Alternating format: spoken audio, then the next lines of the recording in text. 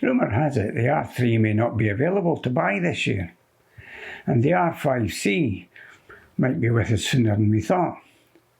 What does that mean for the R7? We were hoping that would be next. Let's look into that.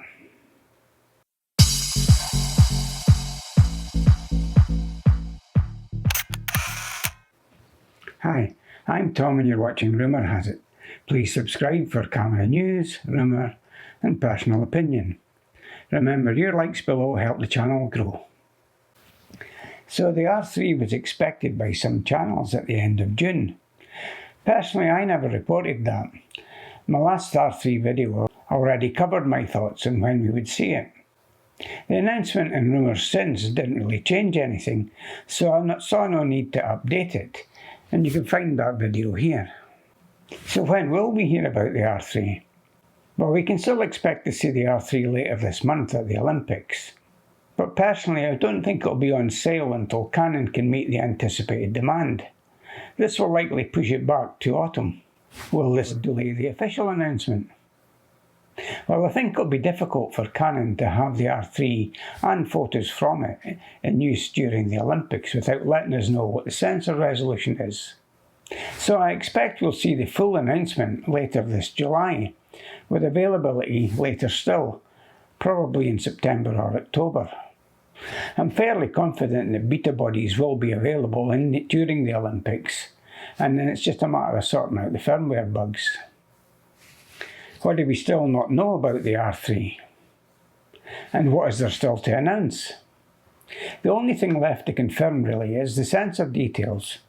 We know it's a backlit stacked sensor, and yes, it's designed and made by Canon.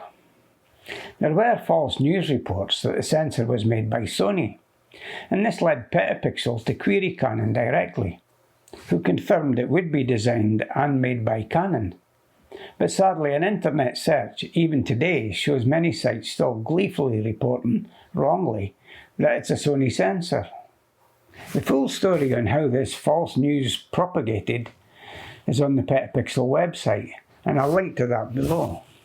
And now back to the R3. The sensor details are a crucial part of the jigsaw. So much depends on those details: video modes, shutter speed, data rates, sync rates, and also to some extent the codecs that can be used. So you can see it's vital information, and we still don't know. Why are Canon not releasing this detail? Could they still have a surprise in store? Well, DP Review carried out a detailed interview with Canon executive.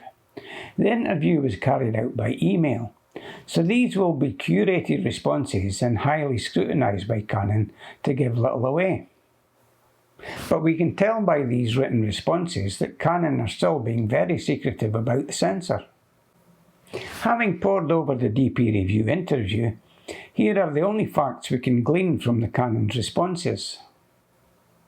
The R3 stacked sensor will have the following benefits: higher image quality, higher quality video capture, higher sensitivity, higher continuous shooting speeds, and very low rolling shutter effect. These are the benefits we can expect, in Canon's own words. So it's strange that they're only willing to confirm 4K oversampled. However, we can note that this statement doesn't exclude other video resolutions, and nor does it state what resolution they are oversampling from. We know that the R5 has 4K HQ mode, which is oversampled from 8K. Is there still a possibility that the R3 will get 8K?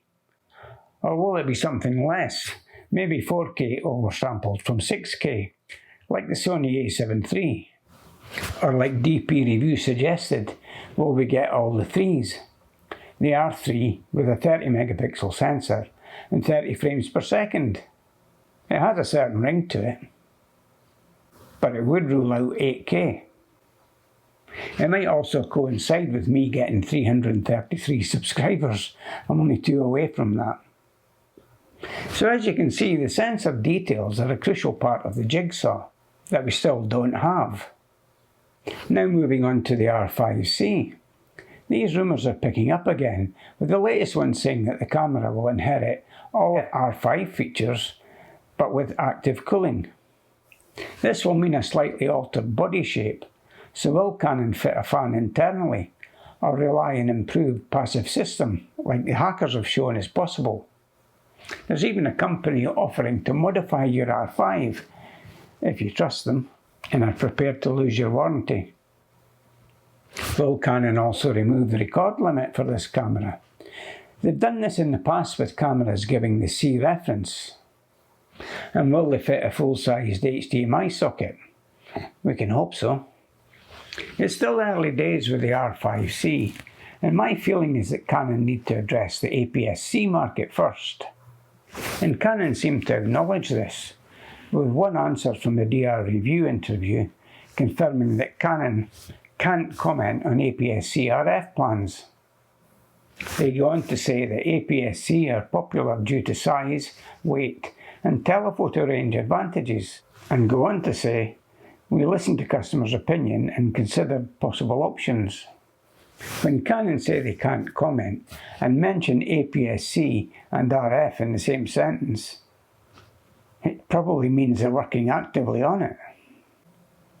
The 7D Mark II is getting so old, some users have actually switched for the M6 Mark II and the 90D for the better sensor and faster frame rates, even though they don't have the dual card slot and weather sealing that the 7D Mark II had.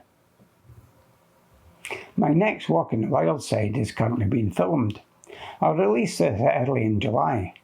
I aim to post these monthly as an alternative to news and rumour, which often goes through dry patches.